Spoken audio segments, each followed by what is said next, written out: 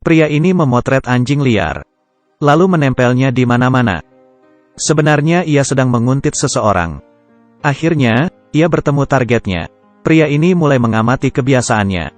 Setiap hari, target akan menyetir dengan kecepatan 100 km per jam. Lalu lewat sini, ia akan menembak roda kanan mobil target.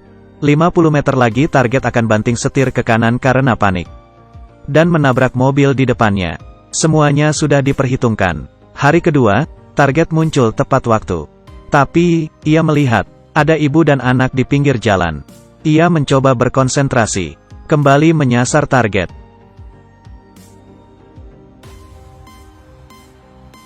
Sesuai rencana, target panik dan banting setir, lalu menabrak mobil di depannya.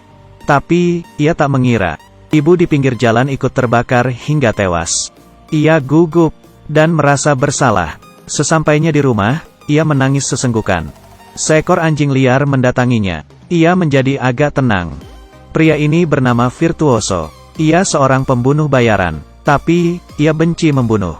Si tua ini adalah bosnya, The Mentor. Hari ini, Virtuoso mendapat tugas. Tapi, tidak ada foto target.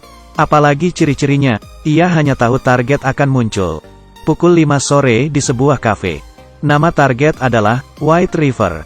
Sebelum pergi, ia tak lupa meninggalkan sekantung makanan anjing, lalu pergi ke lokasi. Ia pun tiba. Virtuoso diam-diam memotret seluruh plat mobil di sana. Ia lalu masuk ke kafe dan mulai mengamati semua orang di sana. Ada seorang pria duduk sendiri di pojok.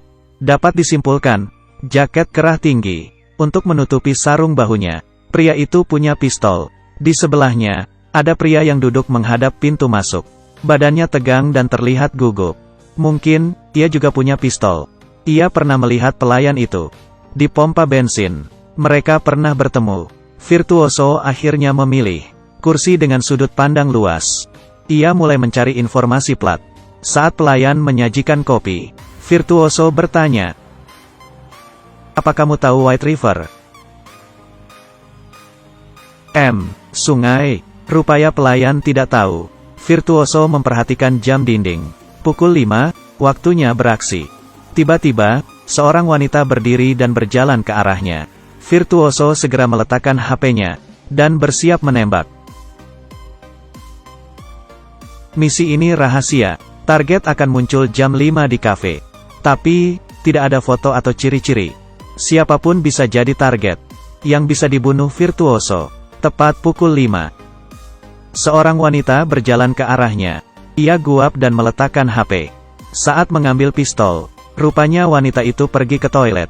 Ia mengganti target dan menyasar pria di pojok. Tapi, saat ini polisi datang. Rencananya terhalang. Sudah jam 5.15. Virtuoso tak menunggu lagi. Ia ke mobil menunggu mereka pergi. Pria berpistol tadi keluar sendirian. Virtuoso membuntutinya ke motel. Saat pria itu pergi dari motel, Virtuoso membubuhi araknya dengan racun. Pria itu kembali, tapi ia tak melihat Virtuoso. Saat ia menyetel TV, ia melihat Virtuoso. Virtuoso memaksanya minum arak itu. Ia langsung mengalami serangan jantung. Virtuoso mengambil kunci mobilnya, lalu mencari petunjuk. Ternyata ia salah bunuh orang. Ia merekayasa mayatnya seperti terkena serangan jantung. Lalu kembali ke kafe. Pelayan itu tampak menyukai Virtuoso. Virtuoso juga tak menolak. Ia memberikan nomor kamarnya lalu pergi. Tak lama, Virtuoso kedatangan tamu. Virtuoso menggeledah ID-nya. Setelah merasa aman, Virtuoso malah mengusirnya dari kamar. Pelayan sangat canggung dan pergi. Tapi, ternyata di luar hujan salju. Virtuoso mempersilakannya menginap. Saat ia tidur, Virtuoso pergi mencari dua sejoli di kafe tadi. Ia menyelinap di rumah sejoli itu.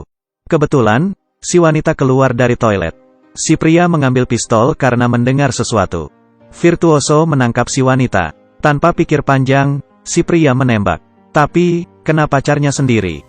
Virtuoso menghabisi si pria. Dalam satu tembakan, ia menggeledah celana si pria dan menemukan catatan dengan petunjuk serupa. Tapi, tidak ada nama White River. Aneh sekali. Virtuoso mengambil barang berharga mereka, supaya polisi mengira mereka dirampok.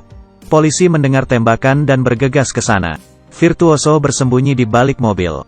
Membuka bagasinya. Tapi, polisi asli sudah terbunuh. Terus, siapa polisi itu? Ia bersembunyi di bawah mobil. Dan merusak remnya. Tak lama, polisi palsu menabrak tembok. Virtuoso jalan ke depan mobil. Dan langsung menanyainya. Siapa White River? White River? Ya, aku tahu. Aku hanya memastikannya.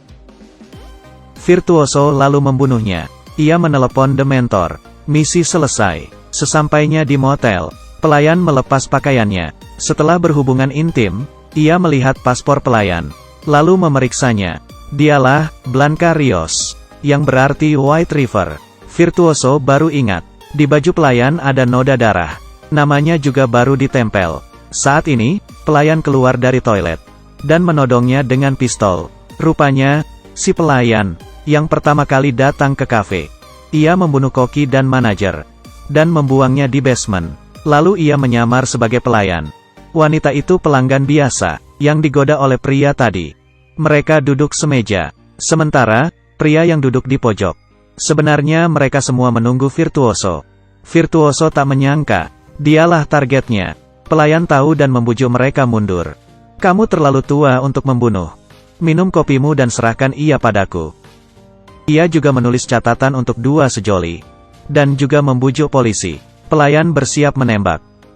Matanya berkaca-kaca. Meski tidak tega, ia harus menjalankan misi. Rupanya, Virtuoso sudah tahu. Ia mengambil 1 peluru pistol pelayan. Virtuoso sudah muak dengan pembunuhan. Ia tidak mengosongkan peluru pistol pelayan. Ia menyuruh pelayan memilih. Pelayan memilih menembaknya. Saat ini, HP lain di meja Dementor berbunyi. Rupanya semua ini didalangi oleh Dementor. Semua orang di restoran adalah bawahannya. Tapi, mereka tak saling kenal. Dementor ingin pensiun karena terlalu tua. Tapi, ia ogah menggaji mereka. Jadi, ia membuat drama ini. Supaya mereka saling membunuh. Si pelayan, memberi makan anjing Virtuoso. Meski ragu, ia tetap mengangkat pistol.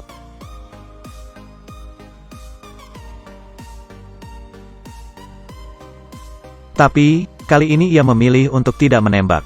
Anjing itu adalah kenangan Virtuoso. Seluruh film ini, Virtuoso menjadi naratornya, yang kita lihat dan dengar. Adakah tindakan dan isi hatinya? Plot twist di akhir film mengubah pandangan kita terhadap kebenarannya.